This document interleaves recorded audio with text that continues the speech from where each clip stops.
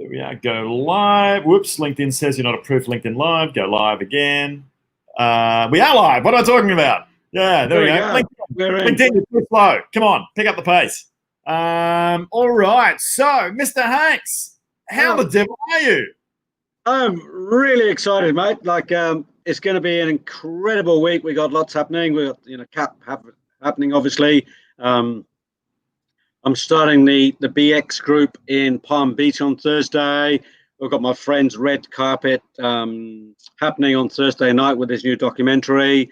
Coming to that. Saints playing on Friday night. It's all happening this week. Saints playing on Friday night. My God. And it started off, well, if you can include Sunday in the week, but yesterday, the Soulful Sunday we did together on Alexander the Great. We did. It was amazing. It was a beautiful day out there on the water. It was sensational. I can hear your voice is starting to recover, only to be obviously thrashed to pieces this coming Friday. Absolutely. Yeah, right. So, all right. And the topic of today, I believe, is we're starting to move around a bit on different topics that relate to corporate leadership. Yeah. So it is. Well, I really thought, Tommy, what I'd like to really enter into this week is that topic is, in terms of running the business, in terms of services and products, really honing in on the efficacy of that and what one is using as a service or the product that's environmentally friendly, sustainable, all those things, that are spoken about so often now about getting on track, getting real with, saving the planet, helping each other, being healthy. And how do we shift that paradigm into really making sure that all our products and services are aligned to the ethos of the company? If there is one, we're going to talk about that. Obviously, if there isn't one, then the companies need to get one around that environmental sustainability ethos that we all know we have to move towards at some point. Yeah. Okay. And I know I'm still working on that. In my own case, I'm buying products and going, is it organic? Is it recyclable? In my bathroom, is everything in there clean and no chemicals? And for me, Tommy, it's really getting to that 80-20 principle or 90-10 principle as a baseline. Absolutely. And then tweaking and tweaking and tweaking. Yeah, look, I mean, this is an evolution, right? And it's going to be limited by the speed that people become more awakened to start to, like your good self, vote with their feet, right? And to starting to create demand for those products. I know that, for example, in fact, it's probably too controversial an example to bring, but organic food. No, that wouldn't be like you, mate, to be controversial. What, all of a sudden you're going to behave? Really, Tommy? Now we don't believe you anymore. Who's bought you out? Why stop? Why stop now, mate? Why stop? Now? What have you done with Tommy? In fact, I've had to remind myself the first letter of my name here. My son's here with me. Aki, why don't you come and have a quick hello? For my birthday, I got my upcoming birthday, I got a cap with T on it. So I thought I better make sure I'm sporting my new attire. From this young man here. Lean in, say hi. Hi. You're saying hi to the corporate world right now. Oh, cool. All right, so we're talking about sustainability and products. Hi. Adrian, you remember from yesterday on Alexander the Great. So we're going to be talking about companies becoming more conscious about sustainability and basically helping and giving to the planet to make it a better place. Right, and the opportunity that's there. Do you have any quick view on that? No, not really. Why not? That's unlike you. Are you my son? No, nothing? It's a good thing. It's a good thing. There you go. It's a good thing. That's a great place to start. Great place to start. Yeah. All right. Well, do you think companies should be more conscious of this sort of thing? Yeah. Why? Well, helps the world and definitely helps them. It removes them of a, I guess, kind of like a personality that companies are all focused on in corporate, hosing money, and I think it's much better for corporations to serve their people and nourish the world instead of just the dollar. Wow. Okay. Well said, young man. All right. Well, I guess back to your gaming and guitar. All right. Well, But Tommy, what a point! Like, what your son is saying is shift the focus away from the old paradigm of just the Right. money to the Right. people, to the planet.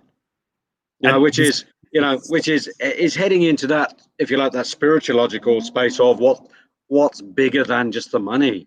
How can I get fulfilled more than just the money? Well, and it's said how constantly people Yeah. before money. We built systems of people that were scared, that wanted power and control for self-survival instead of thrival. The whole approach, and maybe that was good then. It ain't serving us today. But there's going to be a certain amount of resistance on that. At the same time, if you're a leader, and this is what this is about, we're talking about leadership and bringing the soul into leadership here. If the real leaders of the world stand up and do what they know is right, that comes from here. That doesn't come from here. That doesn't come from how can I make the next dollar and this, that. No, easy for you, Tommy. You're working on corporate now. You're not in it. Well, even when I was in it, I was doing what I could, being a maverick and a bit of a pain in the ass, right? And testing, why are we doing that? Why? Tell me why. Fishes start to rot in the head on what you can approach that, put that to anything in life, challenge it. And, currently we see this, and there are games being played in the world right now, and there's a quickening happening where this polarization has emerged to some degree, my opinion only. It's also being created, where you'll have a bit of the old, like the butterfly effect here of the caterpillar as it goes into that metamorphosis phase of change, and it becomes all mush, and the DNA changes. Sorry, the DNA is the same, but the expression of that DNA completely changes to what then eventually emerges is the butterfly, as we've said before. We're in the mushy stage, entering that right now, I think. And so I think it takes two things. People to vote with their feet, for those that are waking up, to say, you know what, these are decisions I'm going to make. Just like Archie said, where a focus shifts from an old paradigm of what you thought was good for you, and perhaps it's all you knew or were aware of. We have information available for us free now, whereas before, all the books and so on, hundreds of years ago, Adrian, were being kept from the peasantry, so to speak. Yep. Otherwise, they would revolt. They'd be hard to manage. Interestingly, we're going through something quite similar right now, where if we go into where technology can be used for so much good, and at the same time, so much bad as a lever. It's just a catalyst. It's like money. Money isn't bad. It's how people are using this stuff. It still comes back to us. We own this, right? And if you're a leader, right, you've got the kahunas to be able to get up there and stand up for what is right with your people. Now, we talked about frequency last week and being able to resonate at the right frequency. If you go too hard too early, you're going to pull a hamstring. Okay, pacing and leading we were talking about, right? But this is why this is a beautiful topic to next step into, because this is why you want to pace and lead, because this is an incredibly important topic around being sustainable, doing what's right around food, moving, sleeping, learning what's right, but being driven by what is right rather than what's going to bring me some short-term profit right now. Because this is a long game we're playing. And if we don't start playing this game, we won't be around here for long, right? So, yeah, and there's an opportunity there for those leadership organizations that are first out of the blocks, the early adopters, to absolutely crush it in the new paradigm, as you say. Yeah. Totally, yeah. And I think a lot of it, Tommy, is when people start to make those new decisions and they start the new planning, sometimes it might be quite a bit of a restructure in the organization to have that product manufacturer change it to a eco product, for instance. It might be as simple as looking around the office or the warehouse or wherever one is working at all the current products being used, and I'm talking about some of the basics, the things you use in the kitchen to wash up. Simple as recycled toilet paper rather than the super soft 200-year-old trees from Tasmania. Let's make some real ethical choices here on because it happens two ways. If we start to do that from a soul perspective, from a physiological, I want to get to this in a moment. when we know we're doing things ethically, when we start to know we're doing things in light of the planet and for others, something happens in the soul, but it also happens in the physiological body as well, doesn't it? I want to bring that back to you of, what are those changes in the body, if you like, when we do the right thing and when we're not doing the right thing?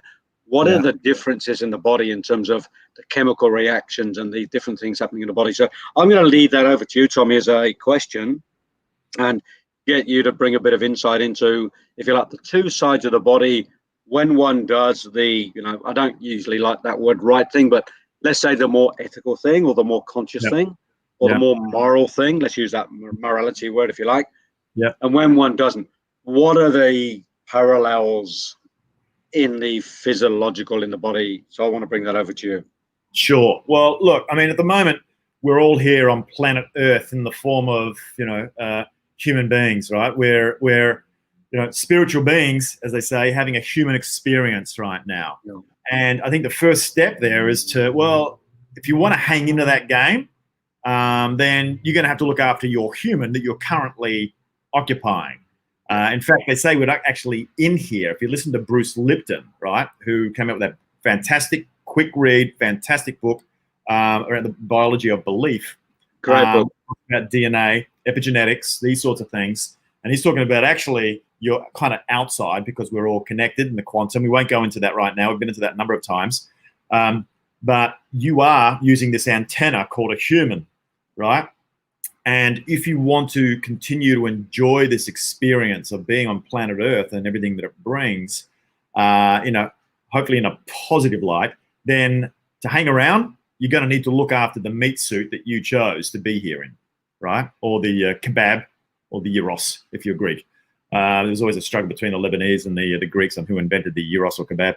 So to do that, you're going to have to make sure you get the right tzatziki going in and everything else, right, in there amongst the pieces of lamb. I don't eat lamb, but anyway, I eat the vegetarian version. There's a really good one down in Adelaide, another topic.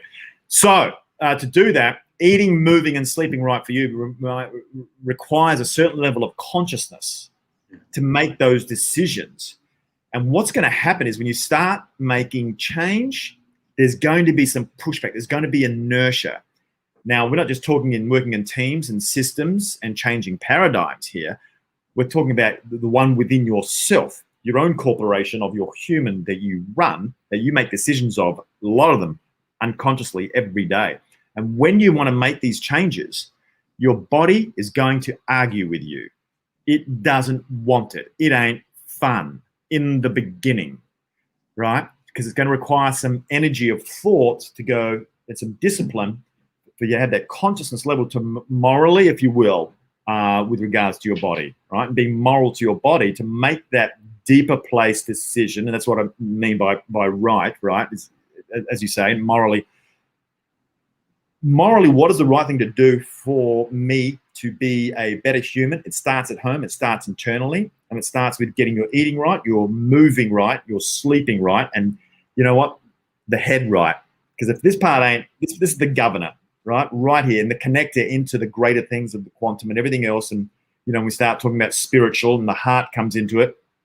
There's a lot more information going from the heart, especially talking about heart-led leadership, up to the brain. And then when the brain gets hold of it, it's got a whole lot of noise going on, and it's doing a whole lot of then analyzing and rationalizing and going, no, but if I do that, this will happen out here, and this and that, and that, and this and that, and this and this. And oh my God, stress, right?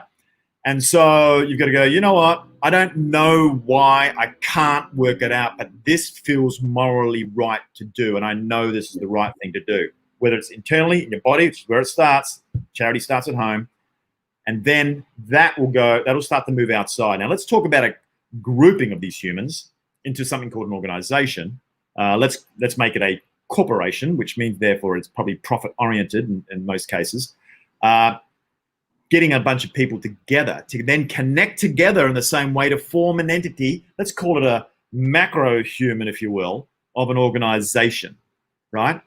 They need to connect as well, like cells. We are cells of an organization, let alone the cells we've got to love within ourselves. Let's love the cells that we're next to, as in our other human beings. And I'm not talking about love in a romantic sense. We're talking about love, obviously, in compassion, caring, connecting, forgiving, all these things, right? Which we all as humans are at the, I think, the edge of that learning and the age of, let's say, Aquarius, for those that are in the spiritual realms, right? More so than myself, my good colleague here. Start pointing in that way. And what's going to happen is when you focus on that rather than yourself and being disconnected from all the rest of it, that's when big things start to happen. And if we can, as cells, as humans, within an organization, start to pull together and then be led by heart-led leadership and lead as a leader by heart-led leadership, everything else is going to take care of itself. People before this panic, this chase for the dollar. Yeah, absolutely. And Tommy, around that, when we look at that corporate space, when we look at that bigger business space, when people are coming and going, toing and froing, and having the time to actually stop to contemplate where the company's at, where they're at, where the team is at, and just giving it time. And a lot of that now, as we come through, the ending of this current COVID, whether it comes back or not is a whole nother question. We won't get in that rabbit hole yet, but it seems like in some countries, like Australia included, it's starting to ease. People are going back to a bit more of a new paradigm, making choices of whether to go back to office, work from home, restructure. For many, it'll be a complete restructure because their business has been totally smashed and gone, particularly smaller business. But there's some big companies gone too, some big companies. Now, whether they resurrect or not is the question. If they do, I'm sure if they've got any consciousness in there whatsoever, they're not going to resurrect in the same old way. It'll be a whole new resurrection of a new butterfly coming out of the cocoon. And in that moment, it's then questioning, how can we restructure with our products and services a bit more ethically, a bit more sustainably, a bit more environmentally friendly? This is the ideal. The planet has never been given an opportunity like this globally for, probably nearly 100 years since the big crash of the 20s and 30s. But that was more Americanized. That didn't really hit the globe. It was pretty much America focused, that big crash. I know it did affect the world in many ways, but this is global. It is. Yeah. There is no, what would you say? There is no borders on this one. This is not a religious war this time, or at least people trying to use that as an excuse from an extremist point of view. This is affecting all of us now. We're all in this same boat together. We've all been affected by the same thing.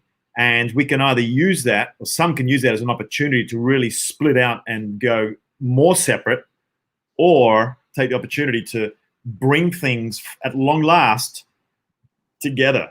Now, it's funny how the world and in the corporate world has changed. Let's say charity starts at home again, because what with corporations getting hit with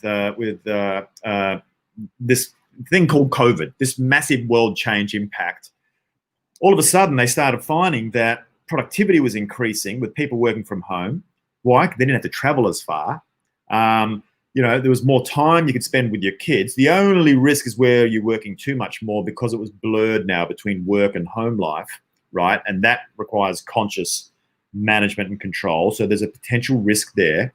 But businesses are looking at it as a win in 90% of the cases, because they're going, you know what? We wanted to keep control, and we were stuck in this old paradigm of non-thinking. Let's get on a flight to have that meeting rather than getting on a call. Mind you, there is nothing that beats being in physical proximity of someone else's electromagnetic field. If you want to build trust fast, it's still, nothing comes near it. It just doesn't. Doing it on a Zoom call, you're probably going to have 50 more Zoom calls to build that same level of feeling and trust, right? Yeah. But there was a big win. So these things come to organizations that they're forced into this play. My God, what if they're forced into this play, which in a way they kind of are now, to rethink wellness? In fact, I know this because I was having a discussion this very week in one of the big, exciting, fast-growing social media companies this week, talking about wellness, right? Yeah. And in the discussion with them, the programs they're looking to actually build out their enterprise product around wellness. Now, of course, an organization will look at, and the individual I'm working at is going to look at, well, how does the company win here? But how does the world win morally as well at the same time, right? So this is where we can make it a smoother transition. And so we're starting to look at the health tech stuff that I've got, things like this encephalograph device here, right? To manage brain frequency to get into peak flow states and so on. Plus, other frequency devices I've got, for example, the Healy device, which is taking frequency medicine mainstream. The PEMF devices, pulsing electromagnetic frequency devices, to actually change the frequency in your brain to get into those peak flow states. So that wouldn't have happened if we didn't have this thing called COVID, this world change thing, happen to force them to make a decision. And now those that are smart enough will take it as an opportunity. And I can bet you, just as I'm finishing off here, that the current President Trump, it's going to be interesting to see the spin that's going to come out of this, with him also getting COVID now. And I've got a feeling that this is perhaps going to be the best thing that happened to him leading up to the election. Others will go, oh my God, he's got it. That's it. Trump's out and it's Biden's going to win. I don't think so. This is my opinion on this. I'm having a bit of fun here. I'd say, Tommy, there's it's like a chess game. There's always an extra move up somebody's sleeve, for the chess masters. And how do you use the opportunity, right? How do you use the opportunity of the change? How do you use the opportunity? And the reality is, and there's a parallel, isn't it? As because that's a political move, but in terms of business and getting back to the corporate space, the corporate alchemy change, bringing that alchemy into life, bringing alchemy into the business, and making that positive moral choice of change. It is about sitting down, perhaps again, with the team, getting somebody like yourself and I in, who are working in that new paradigm space, in that new brave new world space. We're wanting change. We're willing to put ourselves on the line to make those changes, and people are ready to put them on the line for those changes. In my opinion, are going to be the companies in 2, 3, 4, 5 years' time that people are going to flock to, because they've made a moral conscious change in their product. Because people more and more, even if you just walk into Woolies, Coles, Kmart, wherever it is, organic is the buzzword. You go down every aisle now. Some of those real traditional products, organic chili sauces, tomato sauces with Heinz, organic tomato sauce. That wouldn't have happened 5 years ago.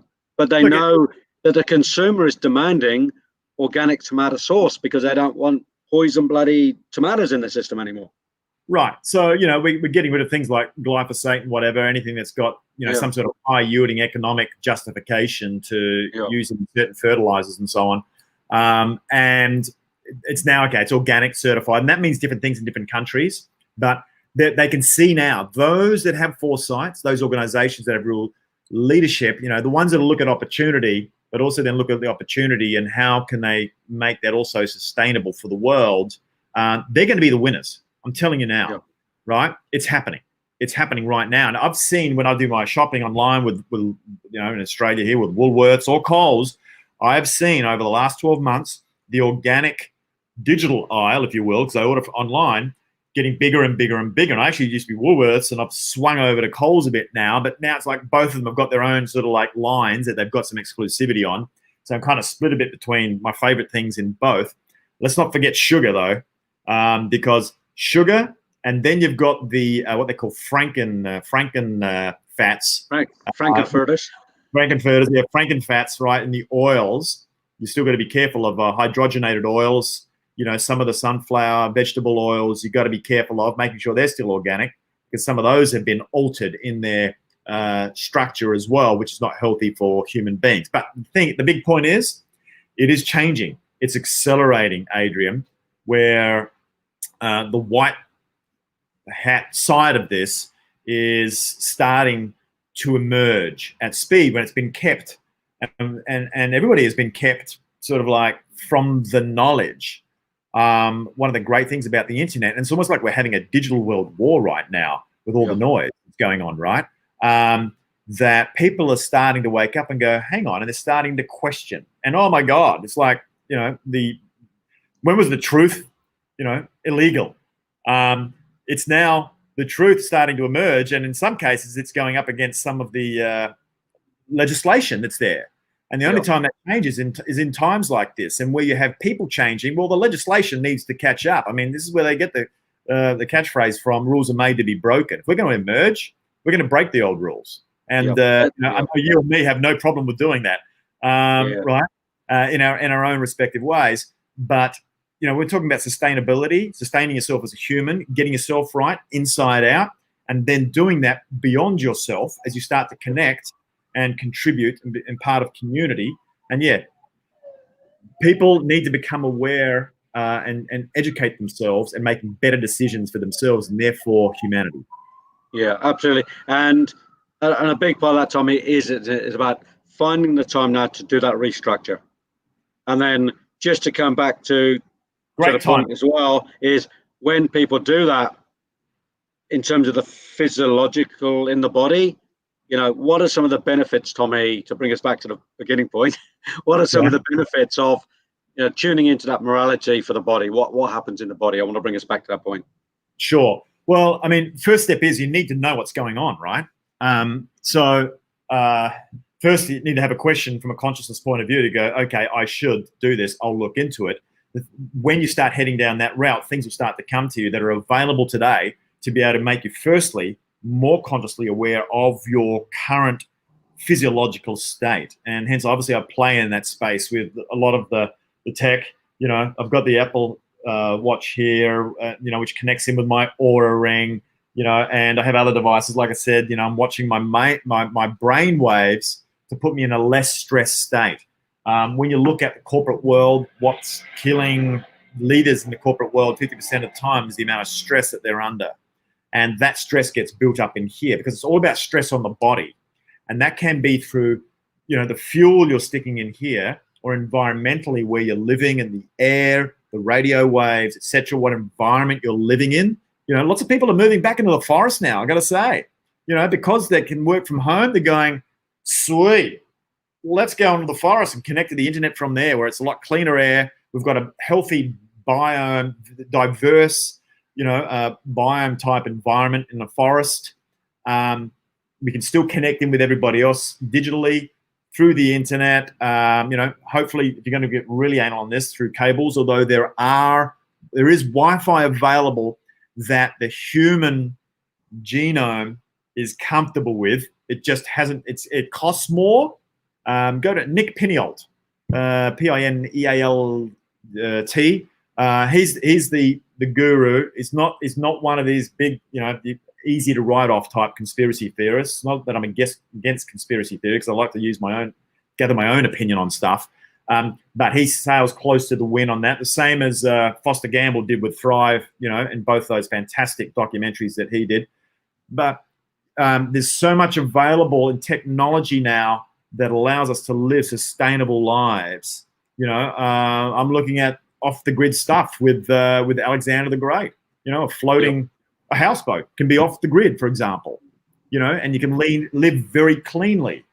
It's all available today to get a look at yourself, and then it's going to be a change of behavior. And so once you get this knowledge, what do you do with it? What's the right knowledge, and how do you discern what the right decisions are for you specifically? And specifically, we are all genetically different. There's some quick and easy analysis you can do at home, not through a saliva test even. You can do that, and some great information from that. But at home, to work out pretty well within 85% accuracy what your epigenome is, that'll then help you with what are the best food choices for you, what's the best exercises for you, what's the best sleeping time for you, and what are your talents. In fact, they've collected data for 20 years with 15 layers of science, one of the organizations I work with, to say this is also where you're probably, based on all the data we've collected, going to be smartest, and where your passion and flow is going to be. It's great. So I'll start doing that. And then you can monitor it and say, is it actually working for me? Where do I need to adjust? That's how you it's can a get starting point, isn't it, Tommy? You know, it's a great place to get people in the guardrails, to give them a starting point. You know, if we're going to run a race, you know, horse race as an analogy, you know, let's get in the guardrails first, put the blinkers on so that people, they don't have that peripheral vision. There's a one direction, get people going there to begin with, and then take their blinkers off so there's a bit more peripheral and get them out on the running field. But get them in the starting blocks first. I think that's a great place to get people going. Get people in the starting blocks. Absolutely. I mean, the analogy I use, because, you know, CEOs and VPs love this, is the Formula One race car team. And, totally. You know, for example, you know, my organization is the one that sits in the pits monitoring the CEO or VP, let's say the executive, while they're in their Formula One race car, so to speak, right? Yep. Their kebab, and monitoring them around the track, and then teaching them how they can become empowered to be able to drive this car on their own by the time they've finished, let's say, my 12-week biotech exec program, right? So it's, you know, and as you know, you and I are very close to starting to record 12 episodes of something in a more standard version for all, and for an affordable version on 12 videos, right? That we're going to be putting out. Yeah. So Tommy, just to sort of bring this to a bit of a slow conclusion, you know, not to rush off, but in terms of next step for people to really get clear on the efficacy of this product and the services, in terms of, like, what are some of the key points now where anybody watching and listening in and go, you know what, I'm thinking of my business, I'm thinking of myself, I'm thinking of my corporation, I know some changes need to happen, but I don't know quite where to start to make those more conscious, ethical, soul changes. Like, what are some of the, apart from calling you and I in for a consultation, which is totally on the table, you know, what are some of the things people can do even prior to doing that? Well, you know, first, let's take one step back again and have a look at the driver. What's the motivator? And I got to tell you, the driver and biggest motivator for me was that little guy that was here at the beginning of this call, my son, him and many like him that are our legacy, and, you know, the greater family of legacy of planet Earth and humanity is really what it's about. That's got to be the driver, right? Number one. And if you're serious about that, you know, and hopefully, you know, and I'm hoping that you're not in that state of that mind state of survival. You know, as a world, we're in a lot better place than we were versus our ancestors. You know, if we look at the Second World War and the impact that had, and other things that killed way more people than, you know, for example, still the Spanish plague. It wasn't the Spanish plague. It's just that that's where the media were allowed to report it, actually. It didn't start from there. So let's not put this against Spain. But, you know, the impact that this has had on us has been so academic, it's ridiculous. It's been a lot of it in our heads, a lot of the mainstream that we've been provided with. So where do we start? We start with getting the right driver. Secondly, what is it that we can do?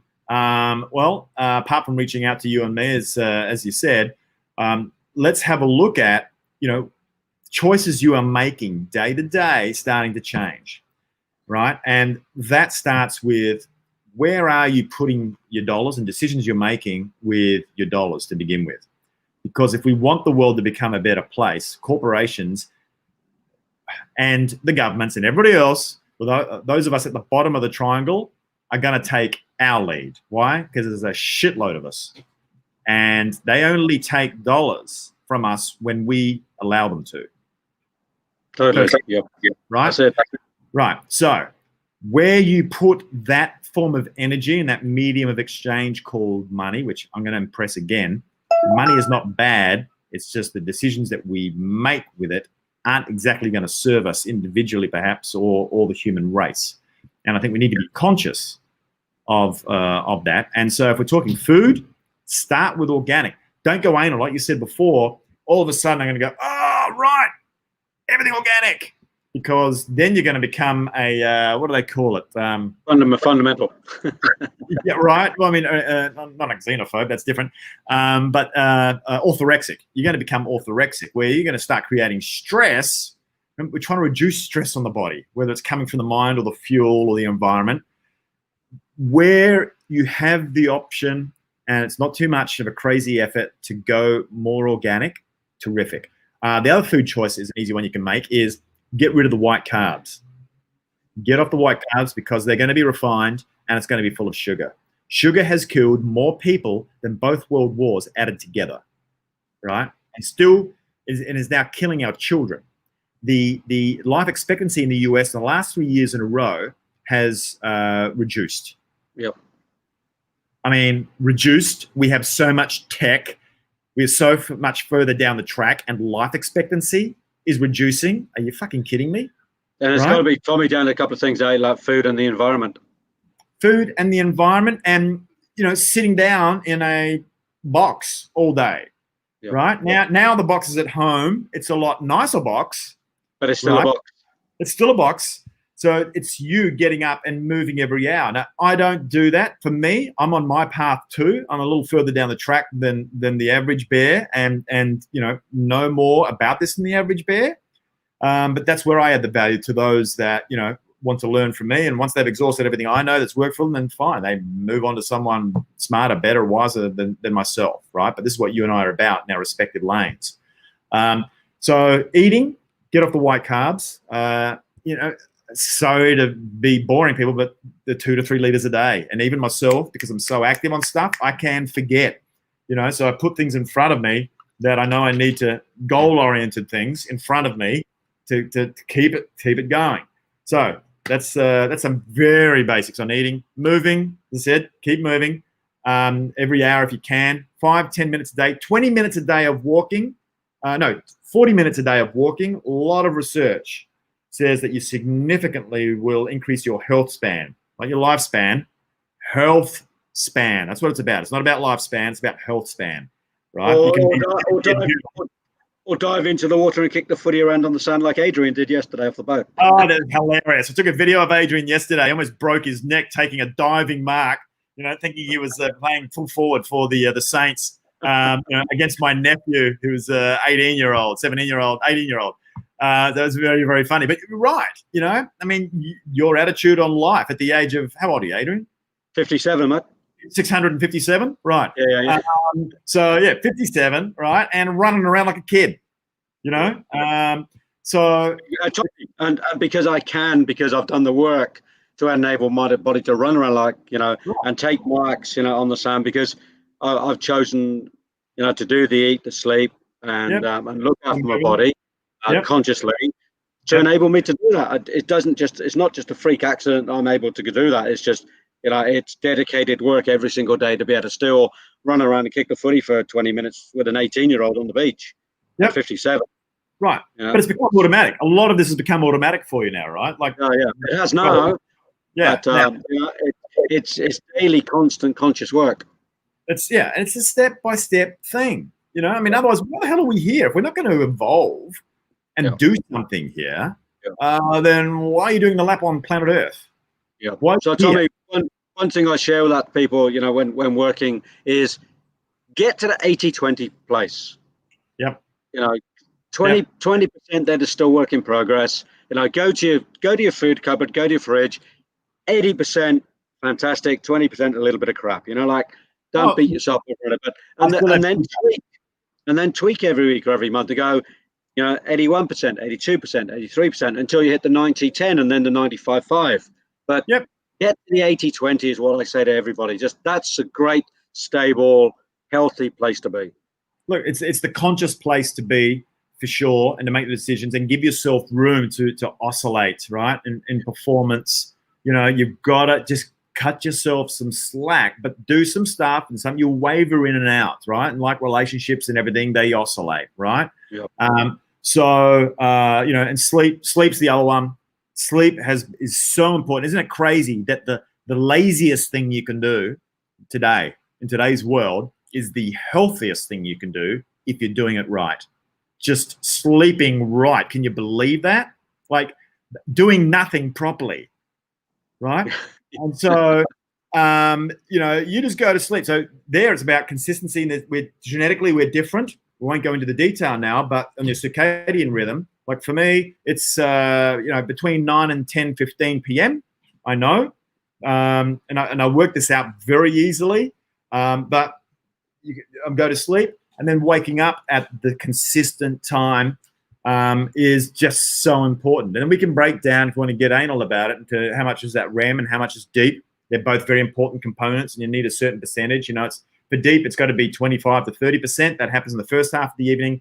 20 to 25% of REM, where you process thoughts. Deep, you're cleaning out a lot of toxins and stuff. And in between, the light sleep, that's doing the consolidating memory and thoughts and stuff like that. Getting that dialed in is the biggest thing we can do in the tripod or the three-legged stool that I talk about and speak about, and getting some health upside. And Adrian's frozen. He has. Very focused, somewhat spiritual gaze and stance. So I think we've lost Adrian. So rather than me interviewing myself here, I think we'll probably cut it here.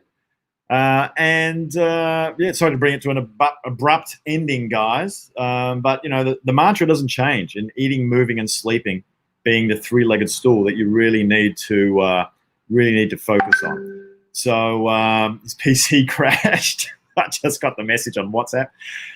So whatever you're doing, have a great morning, day, afternoon. Have a great sleep, as I was emphasizing. And remember, those choices you make are affecting yourself, those closest to you, and really the rest of the world every day. So why? Because we are all connected. You don't see it from a matter connection, but if you believe, and I'd like to see you debate against Tesla and Einstein on the theories of quantum physics, but we are, according to them, all connected to the unified field, and I believe that. And so with that, I will leave it right here. God, stuck for words for once. And we'll catch you on the next Cap TV. Bye.